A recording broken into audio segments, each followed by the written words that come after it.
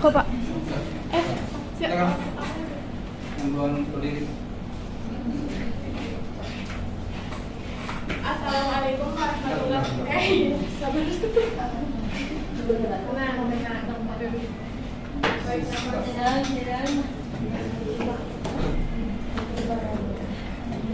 Kamera rolling in action. Assalamualaikum warahmatullahi wabarakatuh. Waalaikumsalam warahmatullahi wabarakatuh. Selamat pagi teman-teman. Pagi. Kalian pernah gak sih merasa di titik gak bisa ngapa-ngapain terus ngerendahin diri kalian sendiri? Pernah. Dikutip dari Robert Morelli, mencintai diri sendiri adalah kunci kebahagiaan yang paling utama. Betul. Nah, banyak orang yang selalu merendahkan diri kita sendiri dan itu penyebab depresi. Dan depresi bisa membuat kita bunuh diri. Dari data WHO, kasus bunuh diri setiap tahunnya mencapai 800 jiwa. Itu terbanyak peringkat 2 dunia dibandingkan kasus-kasus kematian kayak korban peperangan, bencana alam, dan juga kasus pembunuhan. Di Indonesia sendiri, kasus bunuh diri itu peringkat nomor 8 di ASEAN. Dan setiap tahunnya itu di Indonesia selalu meningkat kasus bunuh diri yang disebabkan karena depresi sampai 10.000 jiwa. Teman-teman, kita itu harus menghargai diri sendiri, mencintai diri kita sendiri. Jangan sampai jauh dari lingkungan sosial dan akhirnya kita itu murung dan membandingkan diri kita sendiri dan itu menyebabkan depresi. Ya, betul. Ketika ada masalah yang kita lakukan itu jangan langsung menjudge gitu diri kita sendiri. Kamu itu gak berguna banget gitu-gitu, pokoknya menjudge, menghina diri kita sendiri. Aku punya ini itu katakanlah balon plastik ya. Aku mau minta tolong dong, ada gak yang mau ke depan tolongin aku? Oke. Nah, plastik ini kan ibaratkan diri kita yang kena masalah ini adalah diri kita. Lalu ada satu masalah, coba tusuk. Langsung dar gitu, kita tuh langsung hancur gitu. Ketika kena masalah dan kayak gak ada siapa-siapa, gak ada yang mau nolongin. Makasih Kak, silakan kembali. Jadi ketika ada masalah langsung pecah seperti plastik ini. Nah, jangan seperti itu teman-teman. Contoh kasus yang ada tetangga saya juga, katakanlah nama samarannya dia Isabella. Nah, Isabella ini gaya hidupnya itu suka mewah gitu. Dan akhirnya dia itu pinjaman online, mengikuti gaya hidup teman-temannya yang selalu mewah. Terus dia nggak bisa bayar gitu, lalu berhutang, nggak bisa bayar dan akhirnya dia itu bunuh diri. Nah, padahal ada tips-tips, padahal banyak yang harus kita lakukan, nggak harus jalan satu-satunya bunuh diri. Salah satunya adalah menerima diri kita sendiri, yaitu dengan cara mengapresiasi, menyemangati diri kita sendiri. Dan yang kedua adalah mensyukuri hal sekecil apapun. Setiap harinya nih kita tuliskan hal yang kita syukuri sekecil apapun itu. Contoh, pagi ini aku bersyukur gitu karena angkotnya itu lewatnya cepat gitu dan akhirnya aku tidak kesiangan. Pokoknya ketika kita merasa di titik nggak berguna, di titik kenapa sih aku ada di dunia ini gitu, gak berguna, orang-orang gak menghargai aku, tulis hal bersyukur kecil apapun. Terus siapa yang kita follow, yang kita ikuti di sosial media, apakah orang-orang yang membuat kita menjadi lebih insecure atau orang-orang yang kita motivasi karena apa yang kita lihat itu membuat perilaku kepada diri kita sendiri. Dan yang terakhir adalah self talk. Boleh pinjam apa? Pinjamnya aja deh. Nah, untuk kita lebih mencintai diri kita sendiri, kita itu harus self talk, melihat diri kita sendiri setiap pagi. Hai orang cantik, hai orang sukses, gitu loh setiap pagi, agar kita lebih percaya diri dan tidak merendahkan diri kita sendiri. Dan teman-teman, ketika melihat tanda-tanda orang yang mau bunuh diri itu, kita itu harus scan gitu sama dia. Misalkan nih ada teman dari kita yang gerak-geriknya beda gitu, tiba-tiba murung dan menjauh. Nah kita itu harus scan sama dia. Kita tuh harus tanya, kenapa, ada apa, kenapa kamu hari ini kau bunuh gitu. Ketika melihat ada orang yang katakan seperti mau bunuh diri, jadi kita harus care dan lebih perhatian. Sekian dari saya. Wassalamualaikum warahmatullahi wabarakatuh. Waalaikumsalam warahmatullahi wabarakatuh.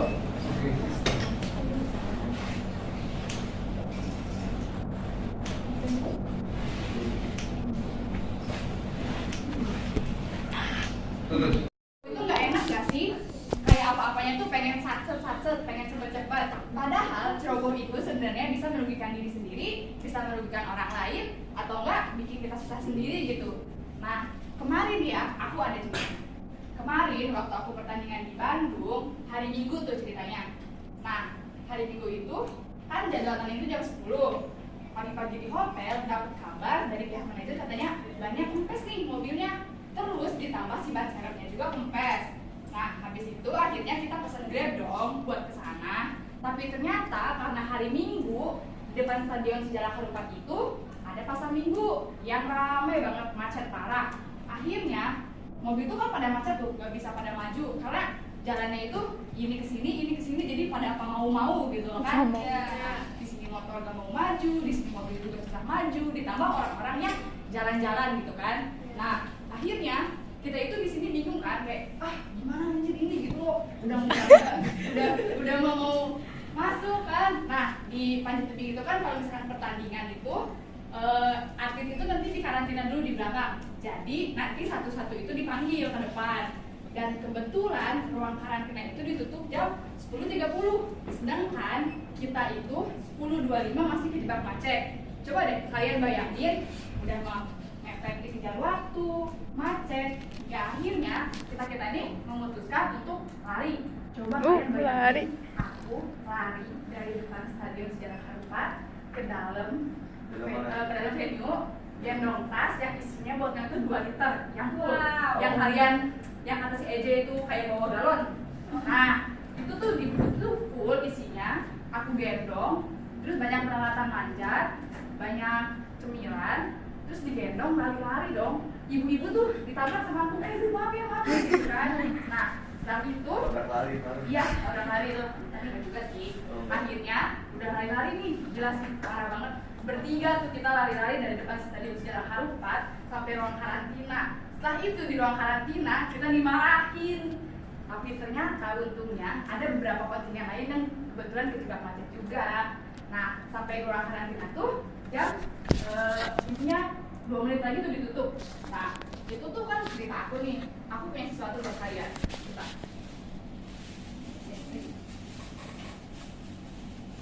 Ada yang mau ini nggak? Aku mau kalian ceritain hal yang paling ceroboh buat kalian, terus kayak menimbulkan efek negatif gitu lah ke kehidupan sehari-hari. Siapa yang mau baca dulu? Aku. Ih, pada yang mau ya? Aku. Oke, 1, 2, 3. Aku. Adel. Dia macamnya paling cepat. Coba ceritain. Hal yang apa ya? Terserah. Ini aja nggak apa? Boleh. Hal yang apa tadi?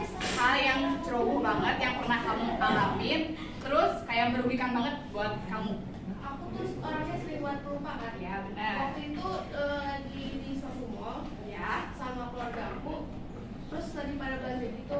Aku lupa minta HP aku di mana. Saking nggak asik kan belanja. Oke, terus apa Hilang ya? nggak ketemu. Oh, beli lagi handphonenya.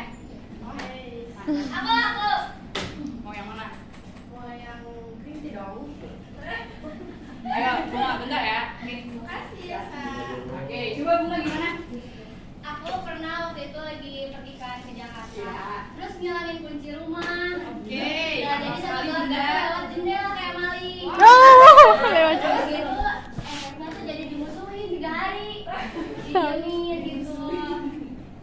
Dikasih makan nggak? Enggak. Aku jangan terus 3 hari. Jadi, kayaknya cerita kamu sangat-sangat memperhatikan. Nah, itu kan beberapa hal yang kalian alamin.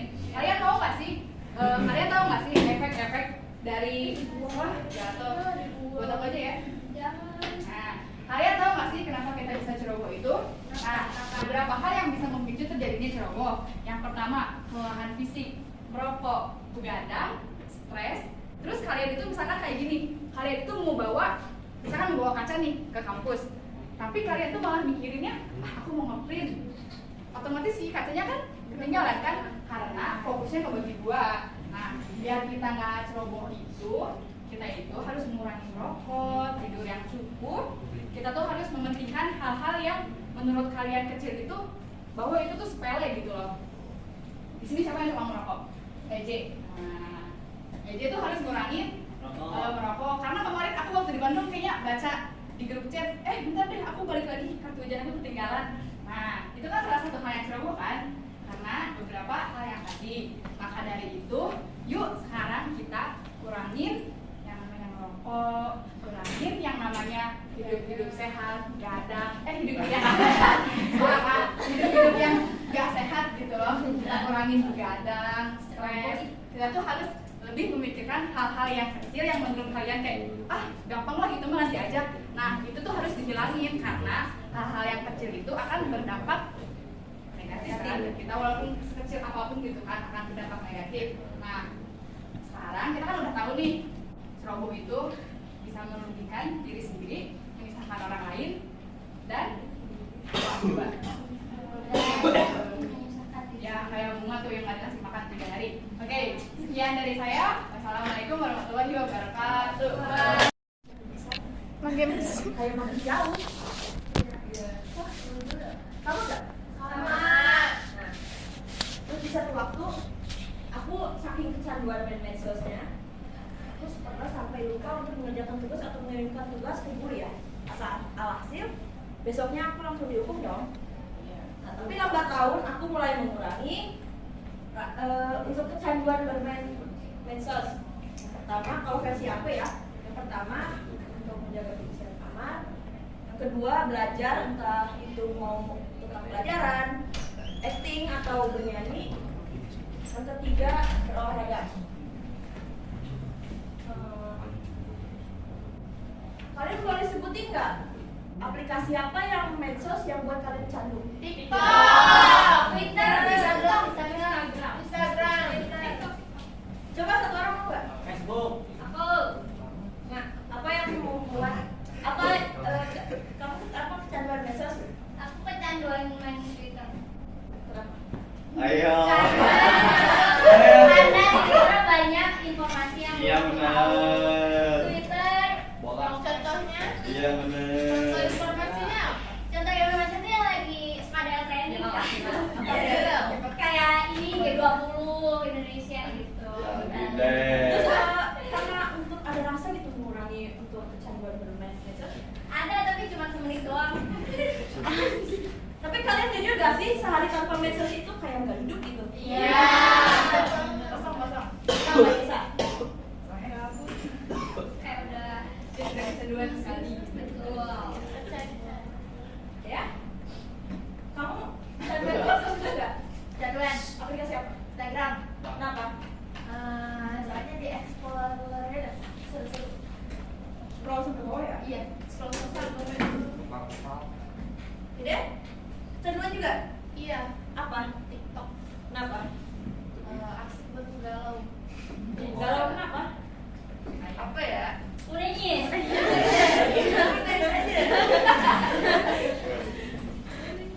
Begitulah. Begitulah gimana? Jelasin dong. Ya, kayak percintaan. Bucin. Nah, jadi dari semua teman-teman yang aku tanya, yuk kita untuk mengurangi penggunaan medsos. Terus juga gunakan medsos sepenuhnya untuk hal yang positif ya. Iya. Sekian dari Nisrina. Wassalamualaikum warahmatullahi wabarakatuh. Waalaikumsalam warahmatullahi wabarakatuh. Terus. Yeay. Terus.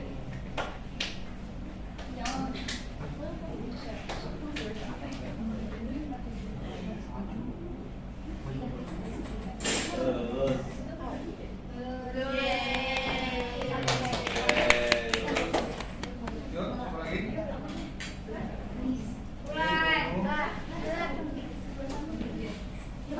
Semangat, Mbak.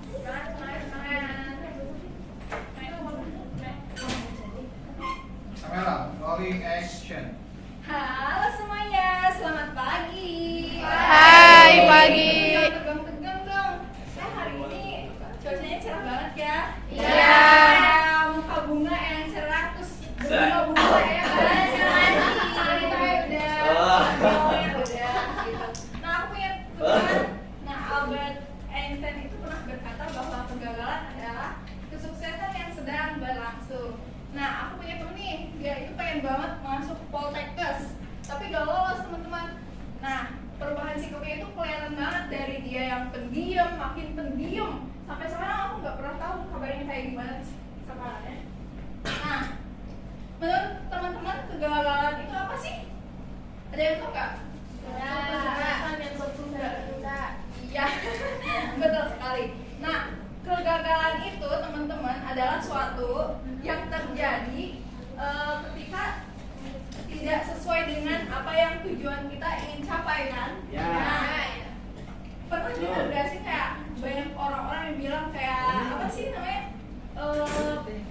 Kayak ibu-ibu biasanya ya yang suka julis gitu kayak, ih kamu gak lolos ya, kamu gagal ya, berarti kamu gak mampu ya untuk melakukan untuk mencapai hal itu, gitu kan? Ya. Nah, padahal teman-teman ya, kegagalan itu bukan kita gak mampu, betul gak? Betul. Iya, kita mampu aja, tapi ya kurang gigih, kurang disiplin gitu ya. Bukan berarti kita gak mampu, betul gak? Betul. Iya. Nah, teman-teman,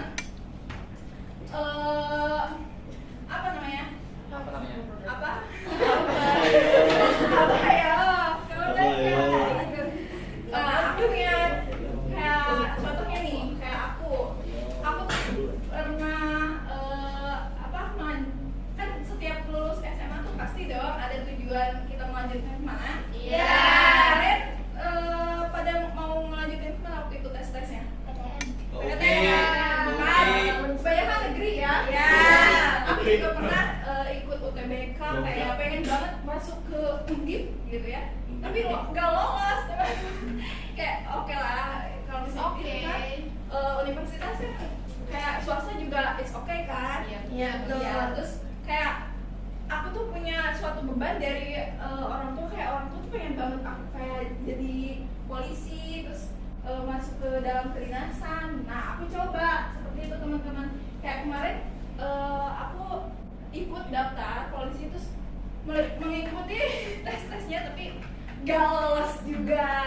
Nah, aku sedih banget kayak gitu. Wah, parah. Ya aku sempet foto sih pas pulang dari itunya, kayak mencoba untuk senyum tapi kayak kelihatan banget tuh kelihatan banget abis nangis gitu kayak tetep kelihatan abis nangis kayak gitu. Nah, aku tuh ngurung diri di kamar, terus kalau misalnya ketemu orang tua kan kayak malu karena mereka kan ingin banget aku jadi polisi ya. Nah, aku ada satu kesempatan lagi masuk IPDN. Saat itu aku belajar, benar-benar belajar gitu ya. Terus udah gitu nilainya itu kan yang pertama itu nilai akademik. Kita tes nilai akademik dulu ya. Nah, nilai akademik aku itu memenuhi. Nah, aku udah positive thinking tuh bakalan lolos kan. Nah, ternyata nilai memenuhi itu tidak tentu lolos juga. Jadi aku gagal tuh dalam 1 tahun, aku gagal 3 kali. Aku bener-bener depresi saat itu. Aduh, kayak kenapa sih? Kayak aduh, kenapa aku gagal banget? Gagal terus ya kan. Terus udah gitu, lihat aku sekarang. Ya aku ada di depan kalian. Kalau misalnya aku gagal, nggak ada di depan kalian, bukan? Iya. Aku nggak bisa nebeng kalau gagal. Dari yang kemarin aku kayak depresi, terus kayak bener-bener melingkar banget di aku kayak gagal itu bener-bener udah sampai situ aja gitu, nggak ada jalan manapun gitu. Nah, tapi aku itu mencoba mencoba untuk mengevaluasi apa nih yang salah ya, apa ya ini, terus belajar kan, mengevaluasi, terus mencoba menerima keadaan yang kegagalan itu. terus akhirnya aku bangkit lagi, terus memperjuangkan pintu-pintu kesuksesan lainnya. Nah, gimana? Kan gini ya, kalau kita mengalami kegagalan itu kan pasti punya pilihan kan untuk kita. Nah, apakah kita bakalan terpuruk dan terus-terus melingkar di dalam kegagalan, atau kita bangkit mencari lagi pintu-pintu kesuksesan yang lainnya. Nah, teman-teman, gimana sih cara kita bangkit untuk bangkit dari kegagalan itu? Gimana? Nah, di sini ada yang pernah gagal nggak? Dia pernah gagal dalam apa? Aku pernah gagal dalam lomba diskusi. Tulis puisi. Nah, cara kamu untuk bangkit itu gimana sih? Kan pasti merasa sedih ya? Iya, sedih banget. Iya kan? Caranya bangkit kamu gimana? Belajar dari kegagalan sebelumnya, kayak proses belajar gitu. Iya kan? Tuh, teman-teman, kalau misalnya kita merasa gagal itu, kita harus bangkit, kita belajar dari kesalahan apa yang salah dari kita. Terus kita cari nih pintu-pintu kesuksesan.